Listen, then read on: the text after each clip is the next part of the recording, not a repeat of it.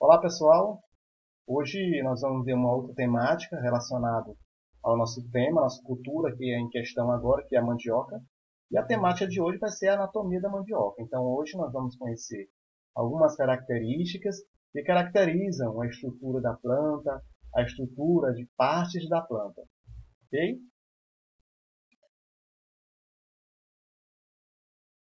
Bom, a morfologia geral da mandioca, pessoal. Então aqui nós temos uma planta completa e da base do solo até acima do dossel da planta, nós podemos caracterizar a planta aí como o porte dela, de fato, um porte arbustivo ou até semi-arbustivo. Com relação às folhas, elas se juntam num conjunto e esse conjunto eles se fixam e ficam na parte do terço superior da planta. O caule, também conhecido como rama ou hastes. E nós temos o sistema radicular da planta da mandioca, que é, de fato, o produto de interesse, é o produto mais estudado em questão, né, que é o sistema radicular, que é a mandioca, de fato. Bom, com relação à folha, pessoal, a folha ela é caracterizada por apresentar diversas estruturas individuais como essa, que não chegam a ser folíolos, mas são lóbulos, e por isso ela é caracterizada como uma folha lobada. Então a folha da mandioca é caracterizada como lobada por apresentar diversos lóbulos, que podem ir de 3 até 11 lóbulos por folha, dependendo da variedade. Outra característica da folha da mandioca, pessoal, é o pecíolo, que é longo. Então, nós temos aí uma folha longamente peciolada, certo? Outra coisa a ser observada, pessoal, com relação às folhas da mandioca. Nós podemos observar a inserção da folha ao caule, a forma como ela é inserida. Podemos observar aqui um ponto de inserção, outro ponto de inserção, outro mais adiante. O que nós podemos levar em consideração a essa disposição ao longo do caule? Nós podemos considerar que elas são folhas de características alternadas e espiraladas, na verdade, a forma como elas estão dispostas ao longo do caule, ou seja, em lados opostos e num formato espiral durante todo o ramo da planta. Com relação ao caule, ou também conhecido como ramo, nós podemos observar, pessoal, olha só, a sua característica, que é um caule subarbustivo, ereto, apresenta as gemas axilares, que são junto de onde é inserido as folhas. Então aqui nós podemos observar a concentração de gemas axilares, vamos dizer assim, por centímetro ou por metro. É claro que essa concentração ela aumenta à medida que a parte observada vai chegando ao ápice da planta. Então, para se determinar essa concentração de número de gemas axilares, caracterizada por uma determinada cultivar, nós podemos aí tirar aí o terço médio da planta para fazer essa avaliação. Tá?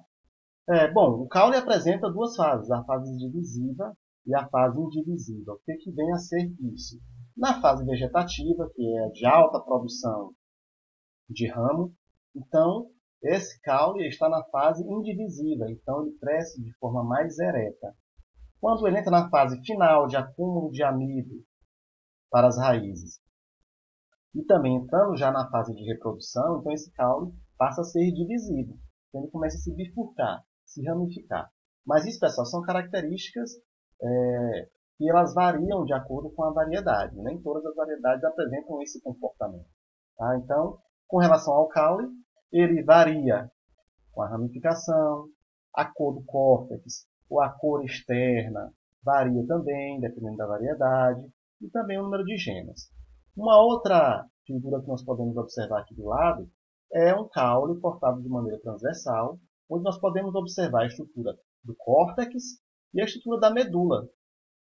A medula, que é essa parte mais central, e que o tamanho dela é levado em consideração ao se selecionar uma semente, uma estaca para se realizar o plantio. ok? Então, essas são as características principais do caule.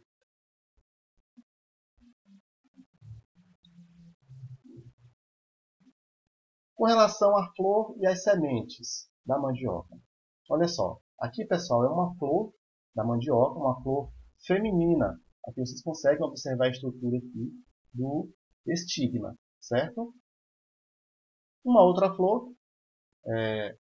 da mandioca também, aqui uma flor masculina, onde está apresentado aqui o conjunto de estames. Tá, pessoal? Então, a mandioca, por sua característica, ela apresenta os órgãos sexuais masculino e feminino em flores distintas, podendo apresentar até os dois órgãos, porém, ele é predominante, sendo o outro inviável.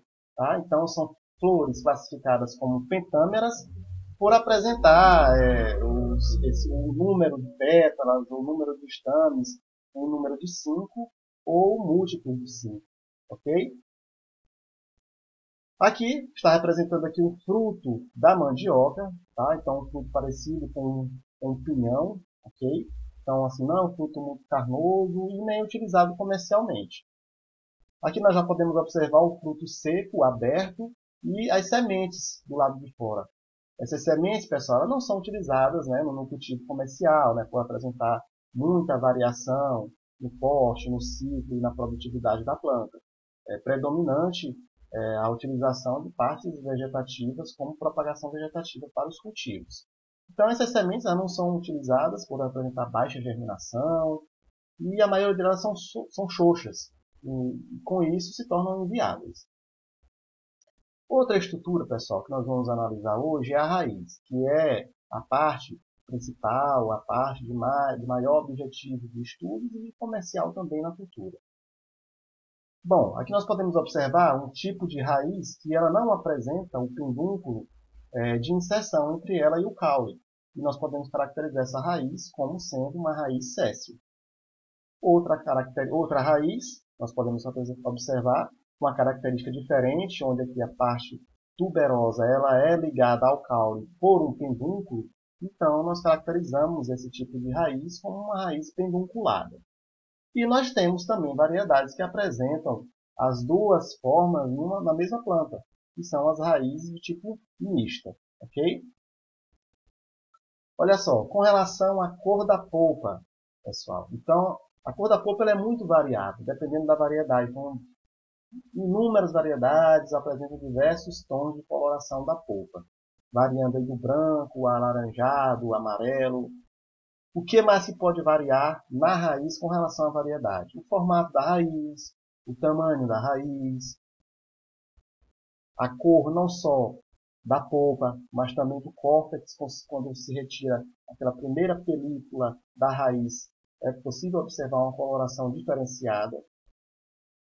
Aqui um corte transversal de uma raiz, onde nós podemos observar aqui várias camadas, várias partes da raiz, que estão elencadas aqui. Constitui a periderme, o esclerênquima, o parênquima cortical e aqui, vou apontar aqui com uma precisão melhor, essa região que é a parte do parênquima de armazenação, de armazenamento, aliás, que é o principal foco aqui da acumulação de amido. Então, a polpa da mandioca, na verdade, ela é concentrada aqui no parênquima de armazenamento, certo?